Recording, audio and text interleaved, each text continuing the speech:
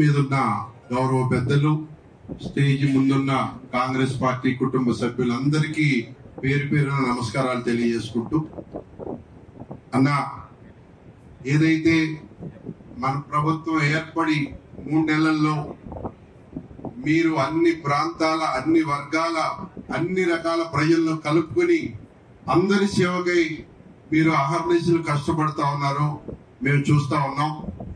ఈ మధ్య 17 కార్పొరేషన్లు ఇచ్చి తెలంగాణ రాష్ట్రంలో సమసమాజ స్థాపన జరగాలి, అన్ని కులాలు, అన్ని వర్గాల్లో కూడా పేద ప్రజలు ఉన్నారు, వాళ్ళందరినీ కూడా ప్రభుత్వం అండగా ఉండాలి అని చెప్పి మీరు తీసుకున్న నిర్ణయం అద్భుతమైన నిర్ణయం అనే వాళ్ళు ప్రజలందరూ కూడా స్వాగతిస్తా ఉన్నారు. కాబట్టి అన్న, ఈ ముందున్న ప్రతి ఒక్కళ్ళు కూడా ఇవాళ మీరు రాష్ట్రానికి ముఖ్యమంత్రి అయ్యారు. మీరు రాష్ట్రంలో కాంగ్రెస్ పార్టీ జెండా రెపరెపలాడటానికి మీరు చేసిన కృషి వెనుక ఇక్కడ కూర్చున్న ప్రతి ఒక్క నాయకుడు, కార్యకర్త యొక్క కృషి ఉందని చెప్పి అన్న మీరు గుర్తెరిగారు. ఎందుకంటే ఆ రోజు మల్కాజ్గిరిలో మిమ్మల్ని వీళ్ళంతా వాళ్ళ భుజస్కంధాల మీద మిమ్మల్ని మోసి మిమ్మల్ని గెలిపించి ఇక్కడ పార్లమెంటేరియన్ గా మిమ్మల్ని పంపించినాక మీ బలం మీ మరింత పెరిగి మరి వాళ్ళ రాష్ట్రానికి మీరు ముఖ్యమంత్రి కాగలిగారన్నా. కాబట్టి మీరు ఎప్పుడు గుర్తుంచుకుని మా ఈ మల్కాజ్గిరి ప్రాంతంలో ఉన్న ప్రతి ఒక్క నాయకుడికి ఈ రాష్ట్రంలో కంటే కూడా ముందు మా నాయకులందరికీ కూడా మీరు న్యాయం చేయాలని మనస్ఫూర్తిగా మేము కోరుకుంటా ఉన్నానన్నా.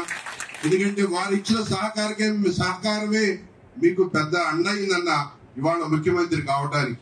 ముఖ్యమంత్రి మీరయ్యారేమో కానీ ఇవాళ కాంగ్రెస్ పార్టీ పాలనలో ఇవాళ తెలంగాణ రాష్ట్రం సుభిక్షంగా ఉందన్న. ఎందుకంటే గడిచిన 10 ఏళ్లు బీఆర్ఎస్ ప్రభుత్వం ప్రజల్ని దోచుకుని తిన్నారు, రాష్ట్రాన్ని అప్పుల పాలుగా చేసిన ఘనత వాళ్ళదన్నా.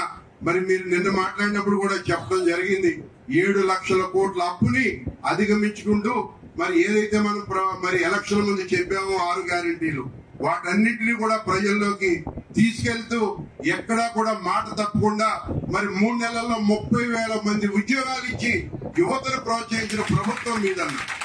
ఎవరి వల్ల కాలేదు ప్రపంచ చరిత్రలో, మన పాత రాష్ట్ర చరిత్రలో ఎక్కడా లేని విధంగా 3 నెలల్లో అయినా 30,000 మంది యువతకు ఉద్యోగాలు కల్పించిన ప్రభుత్వం మందన్న. కాబట్టి మీ నీడలో మేమంతా కూడా కలిసికట్టుగా పనిచేస్తాం.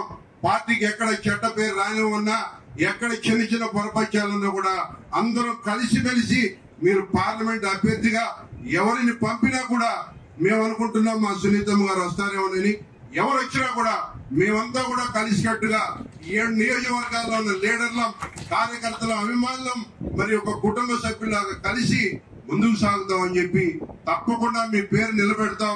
మీరు ఏదైతే పాత్ర వహించారో ఈ మల్కాజ్గిరికి, అక్కడ మీ పేరు నిలబెడతామని చెప్పి మనస్ఫూర్తిగా తెలియజేసుకుంటూ ఈ అవకాశం ఇచ్చిన మీకు ధన్యవాదాలు తెలియజేసుకుంటూ సెలవు తీసుకుంటా ఉన్నానన్నా.